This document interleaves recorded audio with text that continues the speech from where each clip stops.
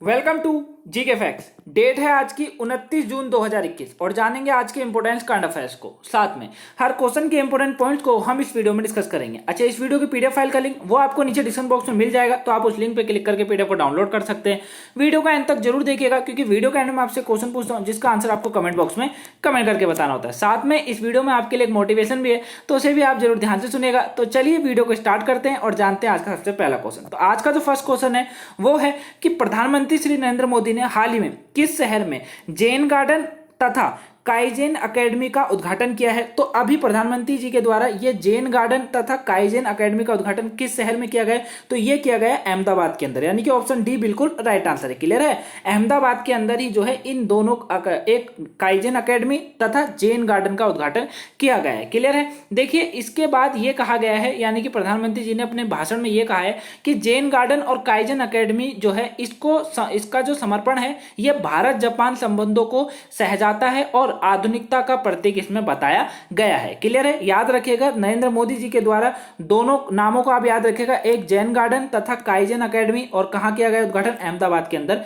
किया गया है। नेक्स्ट क्वेश्चन है आज का। नेक्स्ट क्वेश्चन है तैराक साजन प्रकाश हाल ही में टोक्यो ओलंपिक के लिए क्वालिफाई करने वाले कौन से भारतीय तैराक बन गए हैं? तो ये कौन से बने अभी? तो ये जो है अभी कौन से बने? ये पहले नंबर के बने, यानी कि ऑप्शन ए बिल्कुल राइट आंसर है। क्लियर है, प्रथम नंबर के जो है ये अभी साजन प्रकाश टोक्यो ओलंपिक में क्वालिफाई करने वाले ये प्रथम जो है भारतीय तैराक बन गए हैं। क्लियर है, याद रखिएगा इनका नाम बहुत इंपॉर्टेंट है, साजन प्रकाश। देखिए इन्होंने अभी रोम में सेटा कोली ट्रॉफी हुई थी। कहां पर? रोम के अंदर हुई थी, सेटे कोली ट्रॉफी हुई थथी, जिसमेम पुरुषों की 200 मीटर बटरफ्लाई में इन्होंने 1 मिनट में कितना, याद रखिएगा, इन्होंने 1 मिनट में जो है 1 मिनट 56.38 सेकंड का समय निकालकर यह उपलब्धि अपने नाम करी है। क्लियर, याद रखिएगा कहां पर? रोम में सेटी कोली ट्रॉफी हुई थी पुरुषों की, इसमें 200 मीटर की दौड़ हुई थी, मतलब 200 मीटर की जो है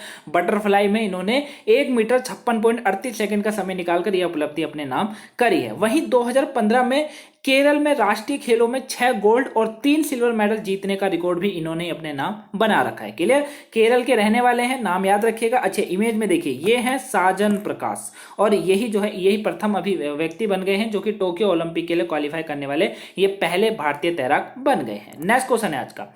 डीआरडीओ ने हाल ही में किस राज्य में एकीकृत परीक्षण रेंज में 122 मिमी कैलिबर रॉकेट के उन्नत सफलतापूर्वक परीक्षण किया है? तो ये डीआरडीओ ने अभी कहां किया है? तो ये जो है डीआरडीओ ने अभी कहां किया है? ये उड़ीसा के अंदर किया गया, यानी कि ऑप्शन बी बिल्कुल राइट आंसर है। क्लियर है, उड़ीसा के अंदर जो है रक्षा अनुसंधान और विकास संगठन यानी कि डीआरडीओ ने जो है एकीकृत परीक्षण रेंज में 122 कितना 122 मिमी कैलिबर रॉकेट का जो है उन्नति का सफलतापूर्वक यहां पे परीक्षण अभी किया है। क्लियर, देखिए ध्यान से समझिएगा इसके पॉइंट को। इसको जो है रक्षा अनुसंधान और विकास संगठन ने अभी हाल ही में ही उड़ीसा के चांदीपुर तट पर, कहां पर? उड़ीसा के अंदर है चांदीपुर तट पर एकीकृत परीक्षण रेंज में एक मल्टी बैरल रॉकेट लॉन्चर से यह स्वदेशी रूप से विकसित है। ठीक है, कहां से? स्वदेशी रूप से ये पूरी तरीके से विकसित है, जो कि 122 मिमी कैलिबर रॉकेट है, और इसके उन्नति का भी रेंज का जो है सफलतापूर्वक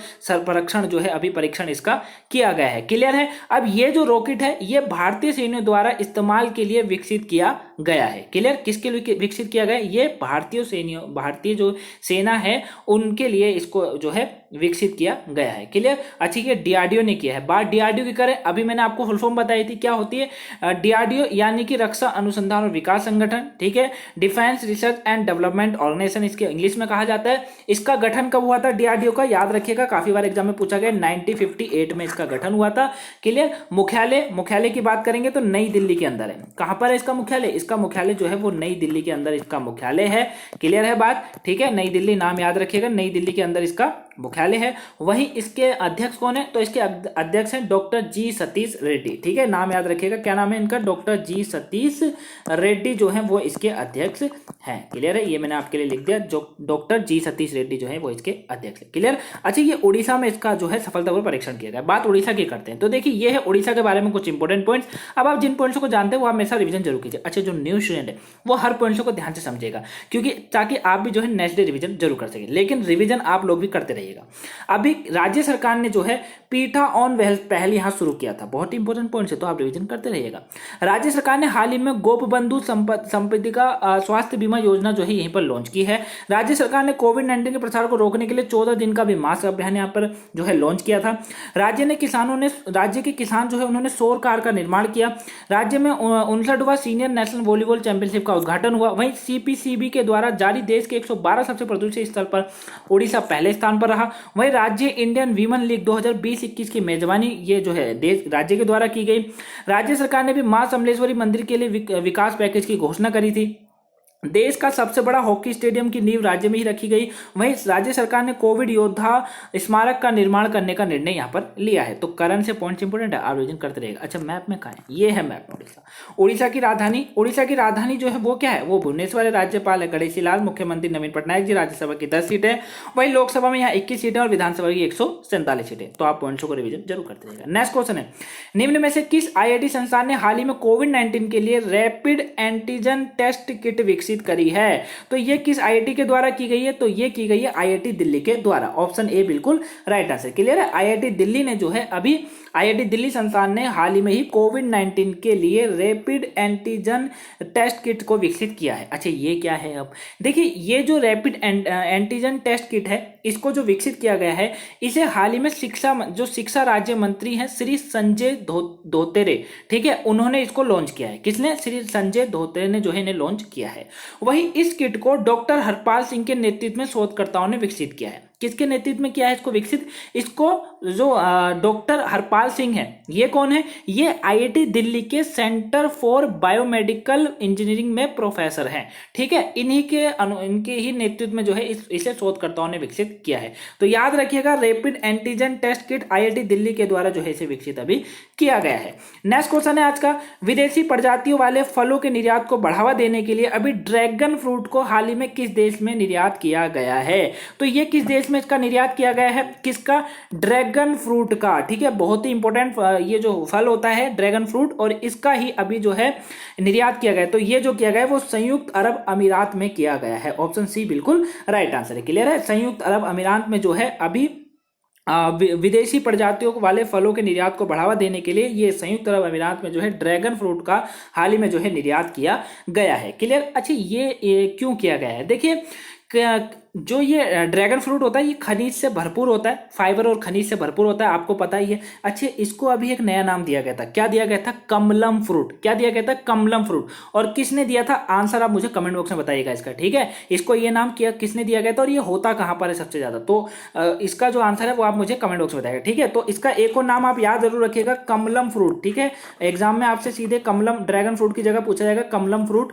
तो कमलम फ्रूट जो है इसको हाल ही में संयुक्त अरब अमीरात में जो है इसका निर्यात जो है किया गया है। वहीं ये ठीक है, तो याद रखिएगा इसके बारे में। और ये कहां पर होता है, मतलब इसका कमलम फ्रूट नाम किस राज्य ने रखा था? आंसर आप मुझे कमेंट बॉक्स में बताइएगा।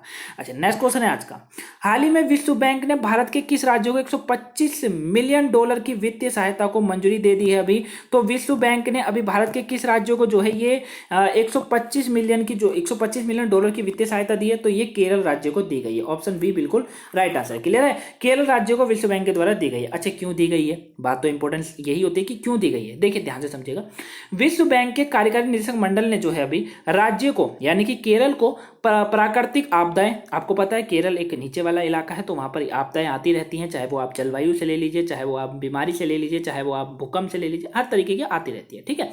तो इसीलिए जो है विश्व बैंक के कार्यकारी निदेशक मंडल ने जो है राज्य को प्राकृतिक आपदाओं के लिए, जलवायु परिवर्तन प्रभावों, बीमारी के प्रकोप और महामारी के खिलाफ तैयारी में मदद करने के लिए जो है ये मदद करी है, ठीक है। ये केरल के अंदर एक प्रोग्राम चलाया गया था, आपको पता है कौन सा चलाया गया था?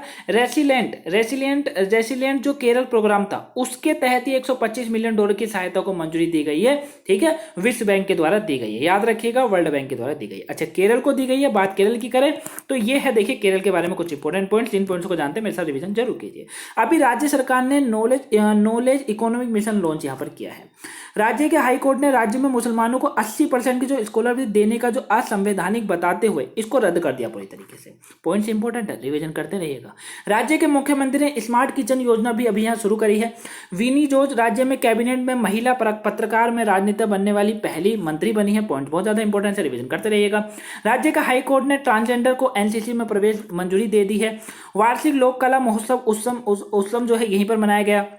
भारत का पहला डिजिटल विश्वविद्यालय का उद्घाटन राज्य में किया गया। राज्य सरकार ने 48 स्मार्ट आंगनवाड़ियों के जो है निर्माण को मंजूरी दे दी है। वहीं प्रधानमंत्री नरेंद्र मोदी ने राज्य में प्रमुख बिजली परियोजना का उद्घाटन किया। राज्य में स्नेकपीडिया मोबाइल ऐप भी लॉन्च किया गया। वहीं सरकारी कार्यालयों को ग्रीन टैग देने की यहाँ पर घोषणा करी गई। रेशमा मरियम रॉय देश की सबसे युवा पंचायती अध्यक्ष बनी है। नाम याद रखिएगा, रेशमा मरियम रॉय, नाम बहुत इंपॉर्टेंट है, तो आप रिविजन करते रहेगा। तो केरल से केरल के बारे में ये पॉइंट इंपॉर्टेंट है, आप रिविजन करते रहेगा। अच्छा, मैप में केरल का है, ये है मैप में केरल। केरल की राजधानी है त्रिवेंद्रमपुरम। राज्यपाल है मोहम्मद आरिफ। मुख्यमंत्री पिनरई विजयन। राज्यसभा की 9 सीटें, लोकसभा में 20 सीटें और वहीं विधानसभा में यहाँ 141 सीटें। तो पॉइंट इंपोर्टेंट है, आप रिविजन करते रहिएगा। चलिए अब जानते हैं आज का मोटिवेशन। ये है आज का मोटिवेशन आप लोगों के लिए। सफलता का मुख्य आधार सकारात्मक सोच और निरंतर प्रयास है। याद रखिएगा कि सफलता अगर आप लाइफ में पाना चाहते हैं तो सबसे पहले आपके अंदर सकारात्मक सोच होनी चाहिए। दूसरा, आपका निरंतर प्रयास, यानी कि 1, 2, 3 या 10 बार असफलता आने के बाद भी अगर आप 11वीं बार ये बोल दें कि मैं प्रयास करूंगा या करूंगी, या मैं एक बार फिर करूंगा या करूंगी, तो ये याद रखिएगा कि सफलता आपके कदमों में होगी एक ना एक दिन। क्लियर है? तो सकारात्मक सोच रखिए, निरंतर प्रयास आप करते रहिए जब तक आप हार नहीं मान जाते। देखिए, आप असफल कब होते हैं? जब आप अपने अंदर ही हार मान लेते हैं, आप ये सोच लेते हैं कि ये काम अब मुझसे नहीं होगा, तब आप असफल होते हैं। क्लियर है? लेकिन उससे पहले आप असफलता आपको नहीं छू सकती है जब तक आपके अंदर सकारात्मक सोच होगी और निरंतर प्रयास करने की आपके अंदर क्षमता होगी। क्लियर है? तो आप सकारात्मक सोच और निरंतर प्रयास करते रहिए, सफलता आपके कदमों में एक दिन जरूर होगी। क्लियर? यही आज का मोटिवेशन है। कैसा लगा कमेंट बॉक्स में बताइएगा जरूर। पसंद आया हो तो वीडियो को लाइक कीजिएगा, चैनल में नए हैं चैनल को सब्सक्राइब कर लीजिए। और अगर आपने मुझे फेसबुक, टेलीग्राम या इंस्टाग्राम पे फॉलो नहीं कर रखा है तो लिंक आपको नीचे डिस्क्रिप्शन में मिल जाएगा, आप वहां से मुझे फॉलो कर सकते हैं। चलिए नेक्स्ट क्वेश्चन देखते हैं आज का। नेक्स्ट क्वेश्चन है आज का, भारत में हाल ही में कोविड-19 टीकाकरण का आंकड़ा अभी कितने करोड़ को पार पहुंच गया है? तो ये कितने करोड़ के पार पहुंच गया है? तो अभी 32 करोड़ के पार पहुंच गया है। क्लियर है? तो भारत के अंदर कोविड-19 टीकाकरण का आंकड़ा जो है ये कितना 32 करोड़ के पार पहुंच गया है। ऑप्शन डी बिल्कुल राइट आंसर हैगा। ठीक है, देखिए टोटल जो आंकड़ा है वो है, ध्यान से समझिएगा, 32 करोड़ 11 लाख। ठीक है, 32 करोड़ 11 लाख और 43,000, 32 करोड़ 11 लाख 43,649। क्लियर है? ये पूरा आंकड़ा है जो अभी तक पहुंच चुका है। इसमें हरियाणा, कर्नाटक, मध्य प्रदेश, बिहार, दिल्ली, गुजरात, महाराष्ट्र, राजस्थान, तमिलनाडु, उत्तर प्रदेश, साथ में पश्चिम बंगाल में ये कहा गया है कि 18 से 44 आयु वर्ग वाले जो लोग हैं उन्हें 10 लाख से अधिक लोगों को कोविड वैक्सीन की जो पहली डोज है वो लग चुकी है। क्लियर है? कौन कौन से राज्यों में? दोबारा सुनिए, इंपॉर्टेंट है। हरियाणा में, कर्नाटक में, मध्य प्रदेश, बिहार, दिल्ली, गुजरात, महाराष्ट्र, राजस्थान, तमिलनाडु, उत्तर प्रदेश और साथ में पश्चिम बंगाल में 18 से 24 साल की एज के जो व्यक्ति हैं, क्लियर है, इनको जो है 10 लाख, इन आयु वर्ग वाले व्यक्तियों को 10 लाख से अधिक लोगों को जो है कोविड वैक्सीन की पहली डोज जो है वो लग चुकी है। क्लियर है?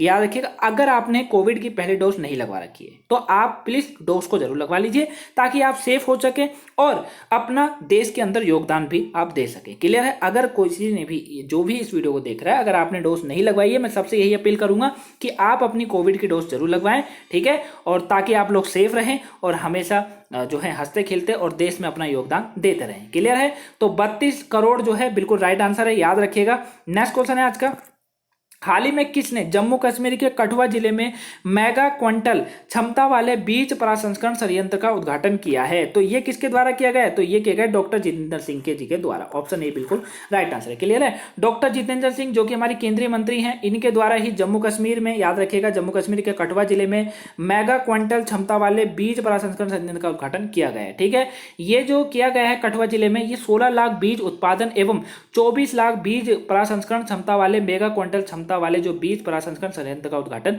किया गया है। क्लियर? कितना? 16 लाख बीज, याद रखिएगा 16 लाख बीज। ठीक है, ये मैं आपके लिए लिख रहा हूं, 16 लाख बीज और साथ में 24 लाख बीज प्रसंस्करण क्षमता वाले मेगा क्विंटल का जो है ये जो है अभी उद्घाटन किया गया है। कितना? 24 लाख बीज वाले भी। ठीक है, याद रखिएगा 24 लाख। क्लियर हो गया? ठीक है। तो इसमें इससे होगा क्या, इससे जो है भारत में किसानों की आय दुगना करने में मदद मिलेगी, ये कहा गया है डॉक्टर जितेंद्र सिंह जी के द्वारा। क्लियर, केंद्रीय मंत्री है, याद रखिएगा इनका नाम। नेक्स्ट क्वेश्चन है, निम्न में से किस देश ने अभी टीवी व ऑनलाइन प्लेटफॉर्म में दिन के समय में जंक फूड का विज्ञापन पर रोक लगा दी है? तो ये किस देश के द्वारा लगाई गई है अभी? तो ये जो लगाई गई है वो ब्रिटेन देश के द्वारा लगाई गई है। ऑप्शन बी बिल्कुल राइट आंसर है। क्लियर है, ब्रिटेन देश ने जो है अभी टीवी में ऑनलाइन प्लेटफॉर्मों में जो है दिन के समय में जंक फूड के विज्ञापन पर रोक लगा दी है। ठीक है, देखिए ये जो रूल बनाया गया है, यानी कि ये जो फैसला लिया गया ये अगले साल से लागू होगा। वैसे क्लियर है, कब से होगा? अगले साल से लागू होगा। अच्छा, ये फैसला लिया क्यों गया? ये फैसला इसलिए लिया गया, इसका सबसे बड़ा मकसद यही है इस फैसले का लेने का कि बच्चों में मोटापे का मुकाबला करने का व्यापक अभियान का ये हिस्सा होगा। क्यों? क्योंकि जंक फूड से जो है जब टीवी में जो एडवर्टाइजमेंट दिखाया जाता है उससे क्या होता है, बच्चे प्रभावित होते हैं और उन्हीं चीज को ज्यादा खाने की जिद करते हैं, और उससे क्या होता है, फिर वो बच्चे क्या करते हैं, घर का जो पौष्टिक आहार होता है उसको नहीं ग्रहण करते। क्लियर है, तो इसीलिए अभी यहाँ के जो बोरिस जॉनसन है उनकी सरकार के द्वारा ये बच्चों की सेहत को ध्यान में रखते हुए ये बड़ा फैसला लिया गया है अभी। और इस फैसले के अनुसार ये कहा गया है कि सुबह 5:30 बजे से लेकर, कब से? सुबह 5:30 बजे से लेकर, और ये कहा गया रात के 9 बजे तक। ठीक है, याद रखिएगा, रात के 9 बजे तक जो है ऐसा कोई भी विज्ञापन जो कि टीवी आदि पर जंक फूड के विज्ञापन प्रसारित करने पर पूरी तरीके से रोक होगी। ठीक है, और ये नियम अगले साल से लागू होंगे, ये मैंने अभी आपको बता ही दिया। इससे क्या होगा, बच्चों का हानिकारक भोजन से कम सामना हो सकेगा। क्लियर, ब्रिटेन के द्वारा ये किया गया, याद रखिएगा। बोरिस जॉनसन यहाँ के प्रधानमंत्री, नाम इनका याद रखिएगा। नेक्स्ट क्वेश्चन है, निम्न में से अभी विदेशी कामगारों के लिए दुनिया का सबसे महंगा शहर कौन सा है? ये क्वेश्चन बहुत ही इंपॉर्टेंट है। ठीक है, पेपर के पॉइंट ऑफ व्यू से ये क्वेश्चन बहुत ही ज्यादा, यानी कि मोस्ट इंपॉर्टेंट क्वेश्चन है। ठीक है, याद रखिएगा, रिवीजन करते रहेगा। तो अभी कौन सा सबसे महंगा शहर है? तो अशगाबाद जो है ये बिल्कुल सबसे महंगा शहर है। ऑप्शन डी बिल्कुल राइट आंसर है। ठीक है, अशगाबाद ये कहाँ है? ये तुर्कमेनिस्तान जो है उसकी राजधानी है। ठीक है, अशगाबाद ये तुर्कमेनिस्तान की राजधानी है, याद रखिएगा। और ये विदेशी कामगारों के लिए दुनिया का सबसे महंगा शहर घोषित किया गया है। क्लियर है, इसके बाद बात करें तो सबसे ऊपर तो यही है। ठीक है, उसके बाद हांगकांग है और दूसरे स्थान पर है। वहीं उसके बाद हांगकांग के बात करें, लेबनान, बेरूत, और फिर जापान में जो टोक्यो है वो है। क्लियर, अच्छा अब बात अपने देश भारत की करते हैं। देखिए, अपना देश भारत में सबसे ऊपर अगर कोई राज्य है तो वो है मुंबई। कौन सा है? मुंबई सबसे ऊपर है, याद रखिएगा। क्लियर है, मुंबई सबसे ऊपर है और कौन से नंबर पे? 78वें नंबर पर है। क्लियर है, कौन से नंबर पे है? 78वां स्थान जो है अभी मिला है, सबसे महंगा शहर बना हुआ है मुंबई। भारत की बात कर रहे हैं इस समय। ठीक है, उसके बाद बात करें, नई दिल्ली है जो कि 117 नंबर पर है। ठीक है, न्यू दिल्ली जो है, कौन सी? न्यू दिल्ली जो है वो कितने पर है? वो 117 नंबर पर है। वहीं चेन्नई की अगर मैं आपसे बात करूं तो चेन्नई 158 पर है। ठीक है, और बेंगलुरु की बात करें, बेंगलुरु इसमें जो है 170 पर है। ठीक है, उसके बाद अगर किसी का स्थान है तो कोलकाता का स्थान है, और कोलकाता इसमें कौन से पर है? कोलकाता जो है इसमें 181 पर है। क्लियर, तो याद रखिएगा, मुंबई सबसे ऊपर 71वें स्थान पर है, यानी कि रहने योग्य सबसे महंगा शहर है मुंबई भारत के अंदर। फिर न्यू दिल्ली 117 पर, और उसके बाद जो है आपका बेंगलुरु है। बेंगलुरु कौन से पर है? 170, चेन्नई 158 और कोलकाता जो है वो 181वें नंबर पर है। क्लियर है, और ये अशंगाबाद नाम याद रखिएगा, किसकी राजधानी है? एक बार फिर सुन लीजिए, तुर्कमेनिस्तान की ये राजधानी है। क्लियर, नेक्स्ट क्वेश्चन है आज का, हाल ही में बीसीसीआई ने T20 विश्व कप का आयोजन भारत के बजाय किस देश में किए जाने की घोषणा करी है? क्वेश्चन इंपॉर्टेंट है।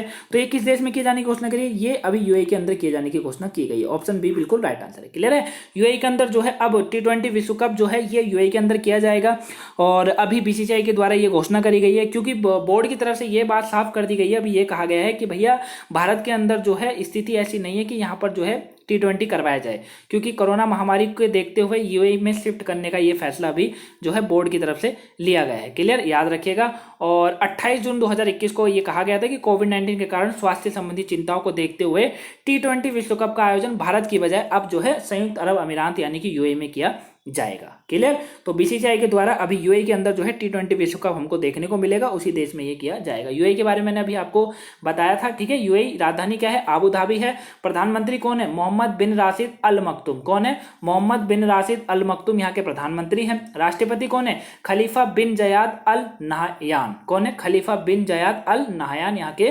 राष्ट्रपति हैं, और यूएई दिराम जो है यहाँ की मुद्रा का नाम है। तो पॉइंट इंपोर्टेंट है, रिविजन करते रहिएगा। नेक्स्ट क्वेश्चन है आज का, किस राज्य सरकार ने टोक्यो ओलंपिक में स्वर्ण पदक विजेताओं को 3 करोड़ रुपए देने की घोषणा करी है। तो ये किस राज्य सरकार के द्वारा की गई? तो ये की गई तमिलनाडु सरकार के द्वारा। ऑप्शन सी बिल्कुल राइट आंसर है। क्लियर है?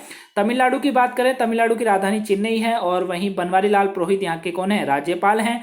एम के स्टालिन जो है यहाँ के मुख्यमंत्री। विधानसभा की 235 सीटें याद रखिएगा और राज्यसभा की 18 सीटें हैं और यहाँ पर लोकसभा की कितनी? 39 सीटें हैं। ठीक है, तो स्वर्ण पदक यानी कि टोक्यो ओलंपिक में स्वर्ण पदक विजेताओं को 3 करोड़ रुपए देगा तमिलनाडु सरकार। चलिए कल के क्वेश्चन का आंसर जानते हैं। ये था कल का क्वेश्चन आप लोगों के लिए। कल का क्वेश्चन था art and capital passport index के मुताबिक वीसा फ्री एक्सचेंज के मामले में किस देश का पासपोर्ट सबसे ताकतवर पासपोर्ट रहा है? तो ये जर्मन का बिल्कुल सबसे पासपोर्ट जो है सबसे ताकतवर था। ऑप्शन डी बिल्कुल राइट आंसर था। ऑलमोस्ट सभी के आंसर बिल्कुल राइट थे और कल जो आंसर दिए गए वो डिटेल में दिए गए थे, काफी अच्छा लगा। ऐसे आप आंसर कीजिए। ठीक है, आज का क्वेश्चन है आप लोगों के लिए। हाल ही में पुराने ईरानी स्थापत्य कला है बिलिक्स जहाँ के मकबरे को कितने वर्षों के बाद अभी पर्यटकों के लिए खोल दिया गया है? तो आंसर आप मुझे कमेंट बॉक्स में कमेंट करके जरूर बताएगा। तो ये थी आज की मॉडर्न करंट की क्लास। आपको वीडियो कैसी लगी प्लीज कमेंट बॉक्स में बताएगा जरूर। वीडियो पसंद आए वीडियो को लाइक कीजिएगा, चैनल में नए हैं चैनल को सब्सक्राइब आप जरूर कर लीजिए और गाइस शेयर करना ना भूलिएगा, प्लीज शेयर जरूर कीजिएगा, चैनल को ज़्यादा से ज़्यादा वीडियो को शेयर कीजिएगा। तो चलिए मिलते हैं नेक्स्ट वीडियो में। Have a nice day, thank you for watching guys.